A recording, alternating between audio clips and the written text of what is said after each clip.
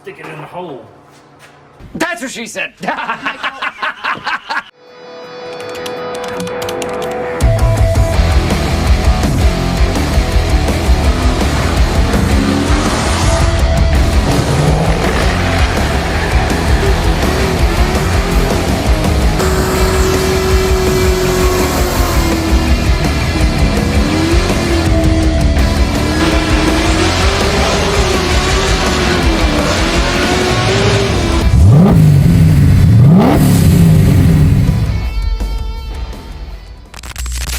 What's going on, everybody? Welcome back. So it's been a while since I've done anything, mostly because it's turned cold. Well, it's wintertime, so it's cold, it's rainy, it's been snowing, it's been in the single digits. And as you can see, my garage don't have much insulation besides in the ceiling, so yeah, it's cold. It's cold right now. It's like 30 degrees outside, but check out what we got going on here. Get this cleaned over in. It's a guy I work with, and we're gonna build the turbo kit. We're gonna see what we can do, how quick we can do it. I'm gonna try to do it in a weekend, but with as cold as it is, it's hard for me to work out here, especially trying to video this because I can't run my heater, because then you're not gonna be able to hear anything I say. I've got my little electric one, but it don't put that much heat besides when I'm standing here at the welding table, and my propane is very loud. So we're gonna set up the camera. We're gonna get started on this.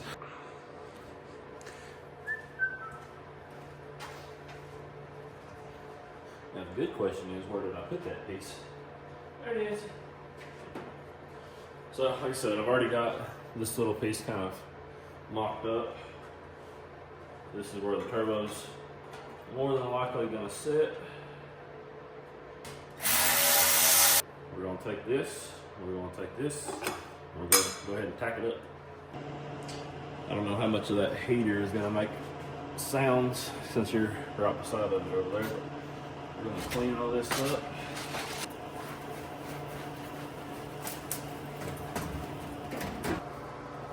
Some of you might be thinking, why are you putting gloves on when you're gonna use a belt sander? Well, because it gets hot, that's why.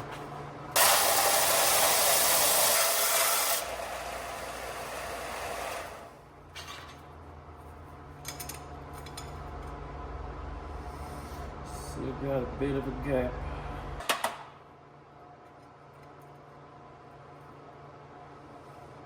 Oh, we're getting there.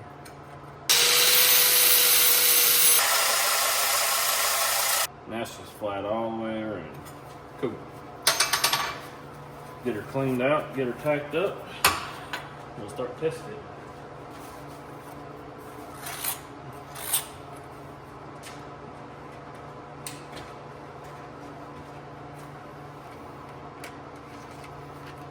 Got tungstens from Benchmark Abrasives.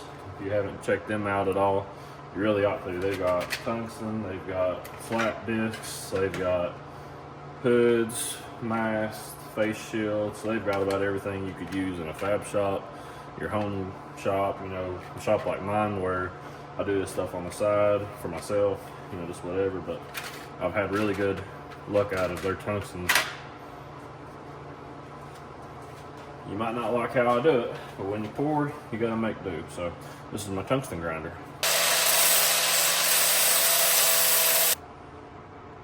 Nice. I don't know if it'll focus or not. Nice sharp little piece of tungsten. I really like this jig table for that too. I ain't gotta use a TIG torch holder. I can stick it in the hole. That's what she said.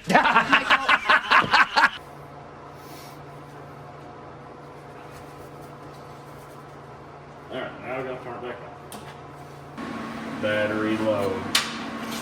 Should have known that was gonna happen. Alright, I'm not gonna lie to you. I didn't forget to turn the camera on. I was just getting really frustrated. Hang on a second.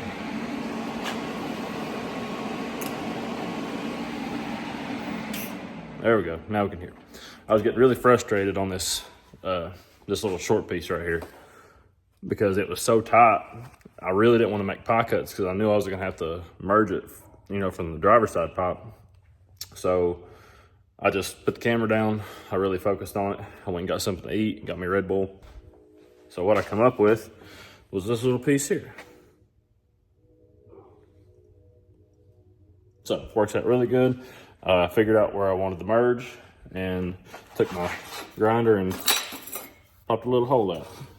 And that's where we're gonna merge. And I have to say, for not TIG welding in 3 or 4 years, I'm kind of proud of that.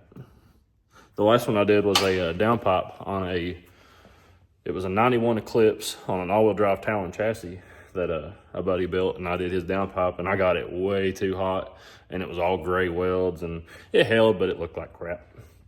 But I'm gonna keep doing this, and what I'll probably do is just little clips here and there.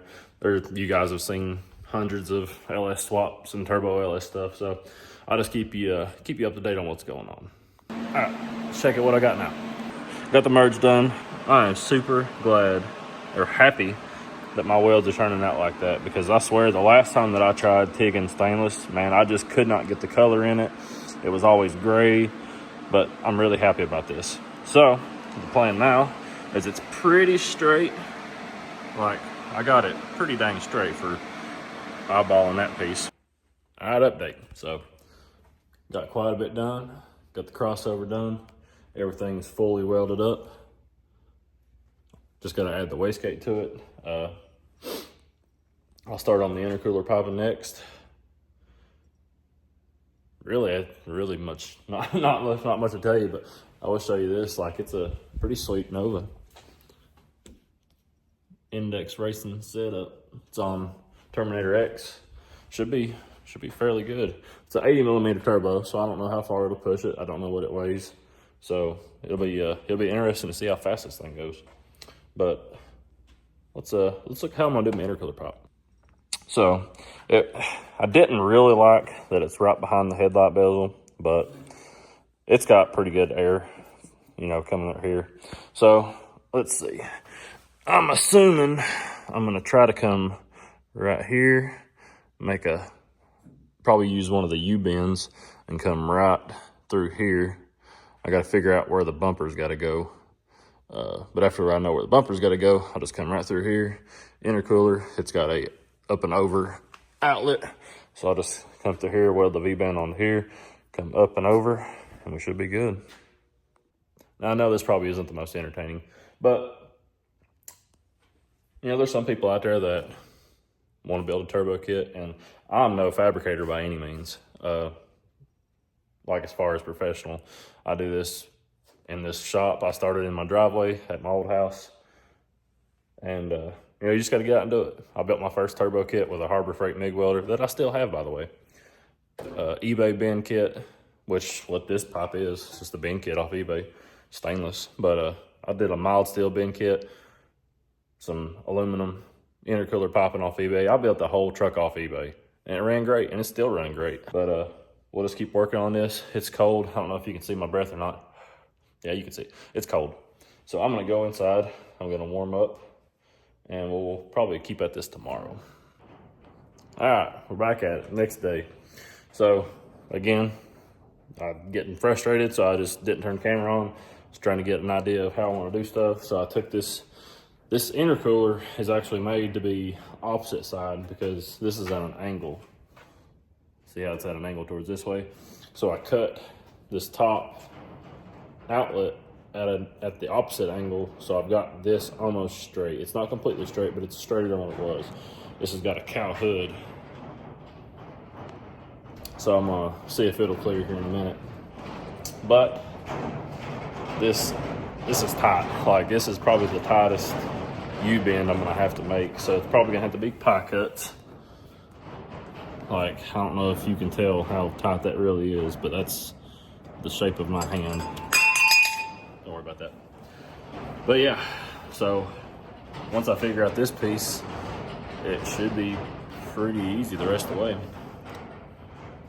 But I honestly don't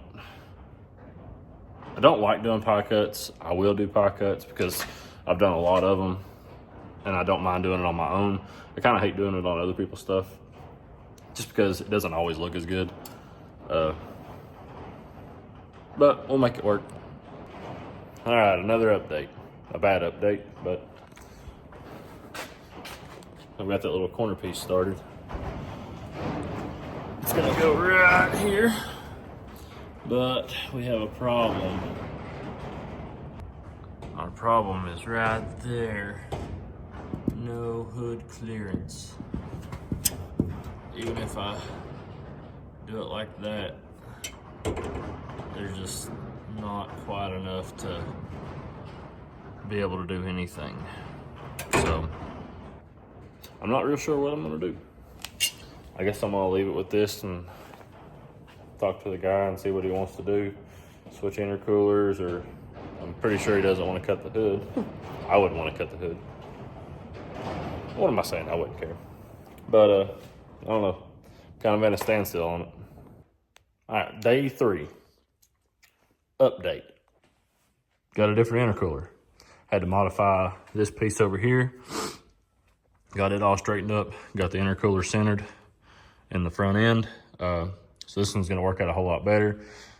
I wish, if I'd have known I was gonna have to do this, I wish I would have dropped this one down and went over instead of straight. So now it's gonna be kind of close, you know, coming up through here and around, but it'll work. So now I just gotta see how much room I have where the headlight goes. I can snake it in right through here. I can go out further if I have to in the end, but we'll just have to see. I'll get the headlight and see how much room I got. Ordered another clamp for the throttle body, just like these. I really like using those. It's not the Motion Raceworks clamps because I'm not that rich, and neither is the guy that I'm building this for. So we've got the cheaper clamps, put one on the throttle body, got a 4-inch to 3-inch reducer, and it comes somewhere right in here, make a 90, come over and down. Just like every other Turbo LS. So I've got a little bit more done. We'll flip the camera around and we'll show you what we got. So we took the cheapo 92mm throttle body that you can get off, you know, eBay or Amazon, welded the quick connect band on it, just like we did on the intercooler. Nothing's changed on this side. I've got this side tacked up. I'm waiting on the 4-inch to 3-inch reducer to go onto the throttle body, onto that. After that, I do have the wastegate on now. Well, we're officially done. Let's take a look at the Turbo Nova. I say we're officially done, but I've honestly got one more thing left to do. I've got to put the bar for the Maven mount down to the frame. But besides that, we are completely done with the turbo kit. I do have to swap his injectors. I'm trading him my injectors for his, just so I've got a little bit smaller of an injector. But I think it turned out pretty dang good for somebody that doesn't do this a lot. This is probably my 5th like real true turbo kit that I've done to try to make it look nice.